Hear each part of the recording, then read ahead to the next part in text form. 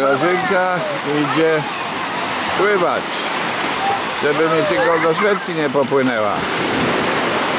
O, dzisiaj poniedziałek, to chyba 28 już.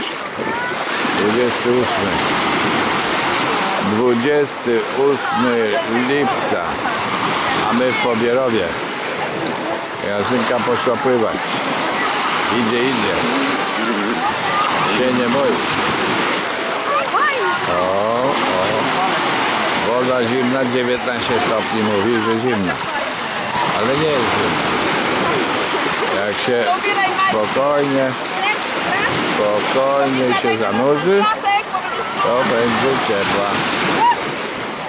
O, idzie dalej.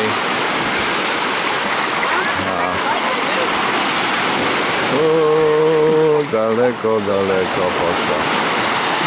A taka templata. A ludu cię mój ludu. Ile tu ludu. A ja tu se siedzę. I już jestem cały czarny. Palony.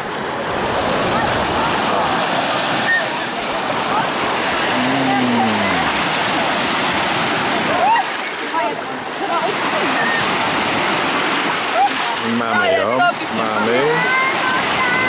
koło słychać syren gwizdu. Tak? Może w morzu stoi dziewczę chorzy. Koło słychać syren gwizdy. Woda sięga jej do kolan. O nie, już nie. Bo jak wody przybędzie, to i rymek.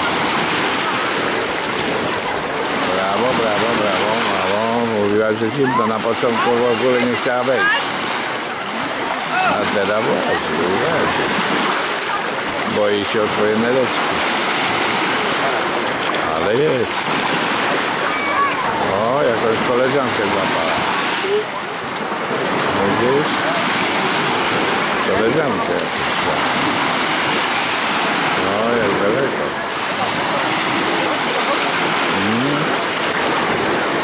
Dobrze, już się zanurza prawie.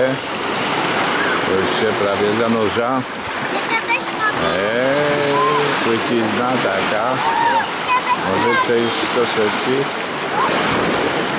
No, Grażynka, tylko mi nie utoń. Ja przecież umiem pływać. Cię nauczyłem. O, brawo.